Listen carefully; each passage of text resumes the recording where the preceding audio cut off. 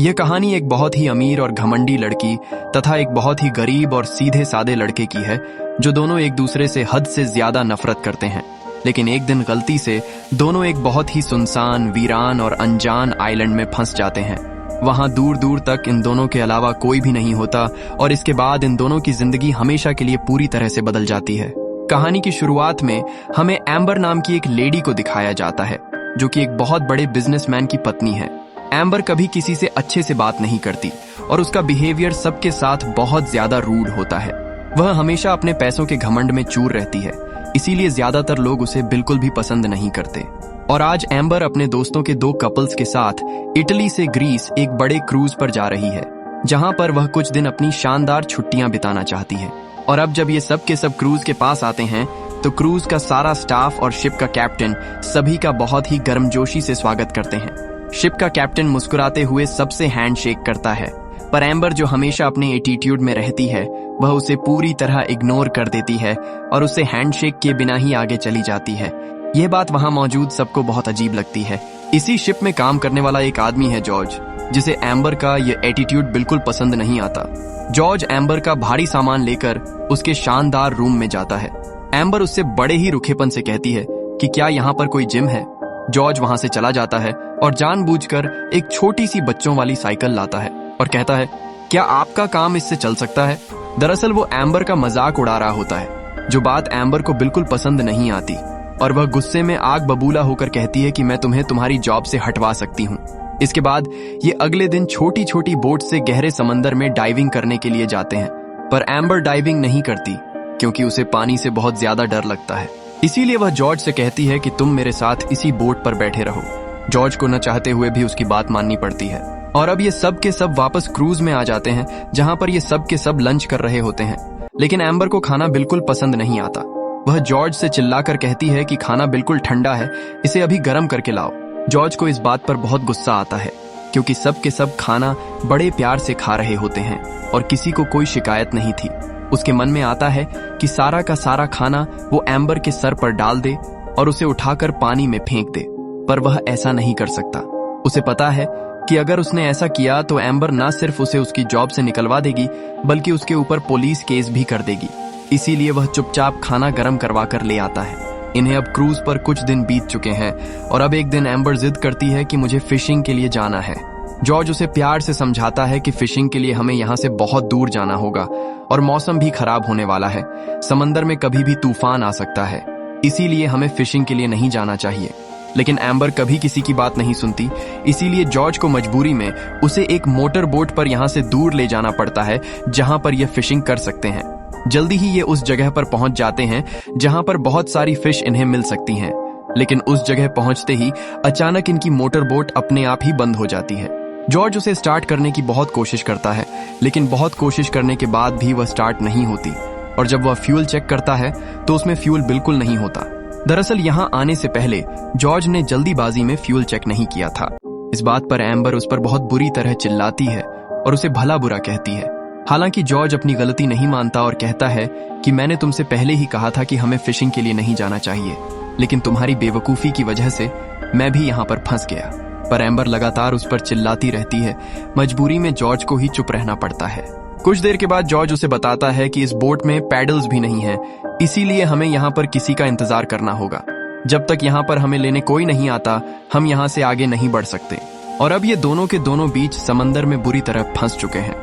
हालांकि इन्हें पूरा विश्वास होता है कि जल्द इन्हें कोई रेस्क्यू करने के लिए यहाँ पर आएगा, पर अगले 6 दिनों तक यहाँ पर कोई नहीं आता और इनके पास खाने पीने की जो चीजें होती हैं वह भी पूरी तरह खत्म हो चुकी हैं। 6 दिनों के बाद यहाँ पर एम्बर को इसी बोट के अंदर एक गन मिलती है। उसे लगता है कि यह फ्लेयर गन है, जिसे चलाने के बाद अगर इनके आसपास कोई शिप हुआ तो वो इनके इशारे को समझकर इन तक पहुंच जाएगा और इन दोनों को रेस्क्यू कर लेगा। पर जॉर्ज कहता है कि यह फ्लेयर गन नहीं है, ये गन मुझे दे दो। पर वो इस गन को चलाना चाहती है। जॉर्ज उसे पकड़ लेता है और इसी छीना झपट्टी में अब गलती से गोली चल जाती है, जो गोली इनकी बोट के एक हिस्से पर जा लगती है, जिससे उसकी हवा निकलना शुरू हो जाती है और अब बोट का बैलेंस पूरी तरह बिगड़ जाता है, जिस वजह से दोनों के दोनों पानी में गिर जाते हैं। पर बोट का एक हिस्सा पकड़कर ये पानी में किसी तरह तैरते रहते हैं। अब रात हो जाती है और रात होते ही बहुत तेज बारिश और भयानक तूफान शुरू हो जाता है। आसमान में जोर से बिजली कड़कने लगती है और समंदर की लहरें बहुत ऊंची उठने लगती हैं। एम्बर पानी में डर के मारे रोने लगती है, लेकिन जॉर्ज उसे हिम्मत देता है और बोट के हिस्से को कसकर पकड़े रहने को कहता है। पूरी रात मौत से लड़ने के बाद ये दोनों बोट के हिस्से को कसकर पकड़कर वहीं पर सो जाते हैं और अगली सुबह जब इनकी आंख खुलती है तो यह देखते हैं कि इनसे कुछ दूरी पर एक आइलैंड है, जिसे देखकर यह बहुत खुश हो जाते हैं क्योंकि इन्हें पूरा विश्वास है कि वहां पर कोई ना कोई जरूर होगा। और अब अपने हाथ से पानी को धकेलते हुए यह उस आइलैंड तक पहुंच जाते हैं। वहां पहुंचकर एम्बर जॉर्ज से कहती है कि जल्द ही मेरा लॉयर तुमसे मिलेगा और तुम्हें हमेशा के लिए सलाखों के पीछे भेज देगा। जॉर्ज को उसकी यह बात बिल्कुल अच्छी नहीं लगती और वह उससे दूर चला जाता है। वह कहता है कि अगर तुम मुझे पसंद नहीं करती तो यहाँ से हमारे रास्ते हमेशा के लिए अलग होते हैं। ये दोनों पूरा आइलैंड चेक करते हैं, लेकिन यहाँ पर कोई इंसान नहीं होता। ये एक बहुत ही वीरान और सुनसान आइलैंड है, लेकिन जॉर्ज को यहाँ पर एक छोटा सा घर मिल जाता है जो किसी ने शायद यहाँ पर कभी बनाया होगा। शायद वह भी इन्हीं की तरह यहाँ पर फंस गया होगा। साथ ही उसे यहाँ पर कुछ काम की चीजें मिलती हैं। जॉर्ज सबसे पहले मछली पकड़ने के लिए यहाँ पर एक वेपन बनाता है, जिसके बाद वह समंदर में जाता है और मछली पकड़कर ले आता है। कुछ देर के बाद एम्बर भी वहां पर पहुंच जाती है, जो पूरा आइलैंड घूम चुकी है, लेकिन उसे यहाँ पर कोई नहीं मिला। वह बहुत ज्यादा भूखी होती है, साथ ही उसे बहुत गर्मी भी लग रही होती है क्योंकि उसने कभी भी इस तरह का जीवन नहीं जिया है। वह हमेशा से लग्जरी में रही है और अब भूख लगने की वजह से वह जॉर्ज से कहती है कि मुझे खाने के लिए कुछ फिश दे दो, लेकिन जॉर्ज साफ मना कर देता है और कहता है कि मैं तुम्हें खाने के लिए कुछ नहीं दूंगा क्योंकि तुम एक घमंडी लड़की हो। तुमने आज तक हमेशा मुझसे बदतमीजी से बात की है। इस बात पर एम्बर को बहुत ज्यादा गुस्सा आ जाता है और वह उसके ऊपर मिट्टी गिरा देती है और अब जॉर्ज भी गुस्से में आ जाता है। इसीलिए वह एम्बर को जोर से एक थप्पड़ मारता है और कहता है कि अगर तुम्हें खाने के लिए कुछ चाहिए तो तुम्हें मुझे मास्टर कहकर बुलाना होगा, साथ ही मेरे कपड़े धोने होंगे और आज के बाद कभी तुम मेरी बेइज्जती नहीं करोगी। एम्बर के पास उसकी बात मानने के अलावा कोई और रास्ता नहीं है, क्योंकि अगर उसने उसकी बात नहीं मानी तो वह भूख और प्यास से तड़प कर मर जाएगी। दरअसल जॉर्ज उससे अपने पिछले सारे अपमानों का बदला ले रहा होता है और अब वह जॉर्ज के कपड़े धोकर लाती है। साथ ही जॉर्ज उसे खुद अपने हाथों से लकड़ियां लाकर आग जलाने के लिए भी कहता है। यह सब करते हुए एम्बर के हाथों में छाले पड़ जाते हैं और उसे पहली बार जिंदगी में एहसास होता है कि असल जिंदगी कितनी मुश्किल है और पैसों से हर चीज नहीं खरीदी जा सकती। जॉर्ज खुद तो घर के अंदर मजे से सोता है, पर उसे घर के अंदर नहीं आने देता। एम्बर जब रिक्वेस्ट करती है तो जॉर्ज कहता है कि तुम्हें मेरे साथ मेरे बेड पर सोना होगा क्योंकि अंदर बहुत कम जगह है, पर एम्बर उसके साथ सोने से साफ मना कर देती है। दरअसल जॉर्ज का बिहेवियर अब बहुत ज्यादा रूड हो चुका है। इन्हें यहाँ पर कई दिन बीत चुके हैं। हालांकि ये दोनों एक दूसरे को बिल्कुल पसंद नहीं करते, लेकिन अब इन दोनों के बीच में एक अजीब सी केमिस्ट्री डेवलप होना शुरू हो जाती है और एक दिन जॉर्ज एम्बर से कहता है कि मेरे हाथ पर किस करो। उसे मजबूरी में उसके हाथ पर किस करना पड़ता है। एम्बर को लगता है कि अब जॉर्ज उसकी मजबूरी का पूरा फायदा उठाएगा, पर वह ऐसा बिल्कुल नहीं करता। वह कहता है कि तुमने हमेशा अपने से छोटों से बहुत रूड तरीके से बात की है। जिनसे तुम रूडली बात करती हो वह भी इंसान है, तुम्हें इंसानियत नहीं भूलनी चाहिए। और यह कहकर वह गुस्से में वहां से चला जाता है। दरअसल जॉर्ज कहीं ना कहीं एम्बर को दिल से पसंद करने लगा है और बस वह एम्बर को एहसास दिलाना चाहता है कि जो भी उसने आज तक अपने से छोटे लोगों के साथ किया है वह पूरी तरह गलत है। और एम्बर को भी यह बात गहराई से समझ में आ जाती है। इसीलिए वह जॉर्ज के पास जाती है और रोते हुए उससे दिल से माफी मांगती है। ये दोनों अब बहुत अच्छे दोस्तों की तरह रहते हैं और जितना भी काम होता है ये दोनों मिल बांट कर खुशी खुशी करने लगते हैं। रात को जब वे दोनों आग के पास बैठते हैं तो आसमान में तारों को देखकर एम्बर कहती है कि उसने अपनी पूरी जिंदगी में इतनी शांति और सुकून कभी महसूस नहीं किया। अब इनकी जिंदगी पूरी तरह से बदल चुकी है।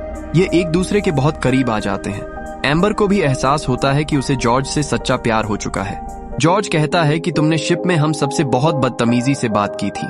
एम्बर जॉर्ज को बताती है कि मेरे हस्बैंड से मेरा डिवोर्स होने वाला है, इसीलिए मैं बहुत ज्यादा स्ट्रेस में थी। मुझे आसपास कुछ भी समझ नहीं आ रहा था और अब ये दोनों यहाँ पर एक दूसरे के साथ बहुत खुश हैं।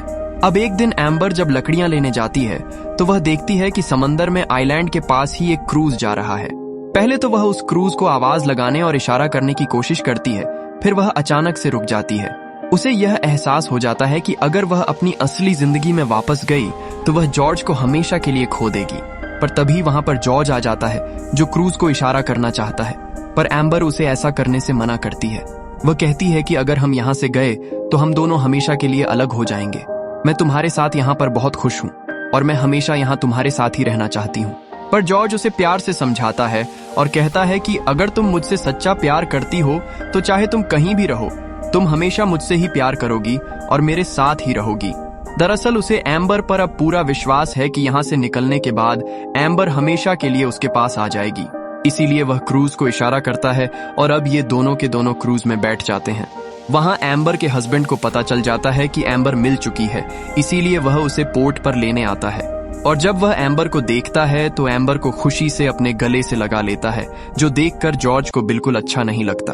एम्बर का हस्बैंड जॉर्ज से कहता है कि तुमने मेरी पत्नी की जान बचाई, पता नहीं मैं तुम्हारा शुक्रिया अदा कैसे करूंगा। जॉर्ज उसकी बात का कोई जवाब नहीं देता और भारी मन से वहां से चला जाता है। जिसके बाद वह एक बार में जाता है। तभी वहां पर एक आदमी आता है जिसके हाथ में एक पैसों से भरा भारी बैग होता है। दरअसल एम्बर के हस्बैंड ने यह इनाम जॉर्ज के लिए भेजा होता है, पर जॉर्ज इन पैसों को लेने से साफ मना कर देता है। पर वह आदमी जबरदस्ती वहां पर बैग छोड़कर चला जाता है। जिसके बाद जब वह उस बैग को खोलता है तो देखता है कि उसके अंदर बहुत सारे पैसे हैं और अब वह पैसे लौटाने जा रहा होता है। तभी रास्ते में उसे एक शानदार ज्वेलरी शॉप दिखती है जहां पर बहुत अच्छी और एक्सपेंसिव रिंग्स होती हैं। जॉर्ज उन पैसों से एम्बर के लिए एक बहुत ही खूबसूरत रिंग ले लेता है, क्योंकि उसने फैसला कर लिया है कि वह अब एम्बर से शादी करेगा और हमेशा उसी के साथ रहेगा।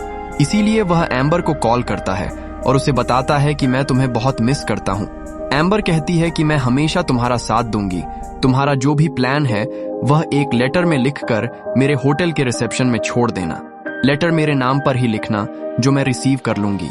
और अब वह बिल्कुल ऐसा ही करता है। वह एम्बर के नाम एक बहुत ही प्यारा लेटर लिखता है जिसमें वह लिखता है कि मैं तुमसे शादी करना चाहता हूँ, हम हमेशा के लिए यहाँ से लंदन चले जाएंगे जहाँ पर हम एक जिंदगी की नई शुरुआत करेंगे। जैसे ही तुम्हें लेटर मिले तुम पोर्ट पर आ जाना, मैं वहां पर तुम्हारा बेसब्री से इंतजार करूंगा। जॉर्ज उस लेटर को रिसेप्शन पर छोड़कर आ जाता है, पर एम्बर से पहले उसका हस्बैंड रिसेप्शन पर आ जाता है जो उस लेटर को देख लेता है। और अब उस लेटर को पढ़ने के बाद उसे सब कुछ समझ में आ जाता है कि एम्बर और जॉर्ज के बीच में क्या चल रहा है। इसीलिए वह होटल के अपने कमरे में जाता है और एम्बर से कहता है कि आज ही हमें न्यूयॉर्क जाना होगा। हालांकि एम्बर यहाँ पर जॉर्ज के लेटर का इंतजार कर रही होती है, लेकिन उसे अपने हस्बैंड की बात माननी पड़ती है। और जब वह हेलीकॉप्टर में बैठती है तो वहां पर एक लड़का आता है जो एम्बर से कहता है कि आपके लिए एक लेटर आया है। उसका हस्बैंड उसे वो लेटर देता है और जब वह उस लेटर को पढ़ती है तो उसे पता चलता है कि यह जॉर्ज का लेटर है। इस लेटर में लिखा होता है कि मैं तुमसे बिल्कुल प्यार नहीं करता, आइलैंड में जो कुछ हुआ वह सिर्फ एक टाइम पास था, वह उस वक्त की डिमांड थी और अब तुम्हारा रास्ता अलग और मेरा रास्ता अलग। इस लेटर को पढ़ने के बाद एम्बर का दिल पूरी तरह टूट जाता है और वह फूट फूट कर रोने लगती है। दरअसल यह लेटर जॉर्ज का नहीं था, बल्कि जॉर्ज का असली लेटर उसके हस्बैंड ने अपने पास रख लिया होता है और यह नकली लेटर उसके हस्बैंड ने खुद लिखा होता है ताकि जॉर्ज और एम्बर हमेशा के लिए अलग हो जाएं। वहीं जॉर्ज को पता चल जाता है कि एम्बर यहाँ से हमेशा के लिए न्यूयॉर्क जा रही है, इसीलिए वह भागकर उसके पास आता है। पर इससे पहले कि वह उस तक पहुंच पाता, उसका हेलीकॉप्टर यहाँ से उड़ जाता है। जॉर्ज उसका नाम जोर जोर से पुकारता रहता है, लेकिन उसकी आवाज हेलीकॉप्टर के शोर में एम्बर तक नहीं पहुंच पाती। हेलीकॉप्टर की खिड़की से एम्बर खाली आंखों से नीचे समंदर को देखती है। उसके आंसू लगातार बह रहे होते हैं। वहीं नीचे जॉर्ज घुटनों के बल समंदर किनारे गिर जाता है।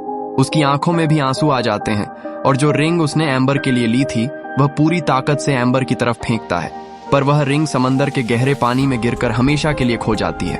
और इस तरह से दोनों एक दूसरे से हमेशा के लिए अलग हो जाते हैं।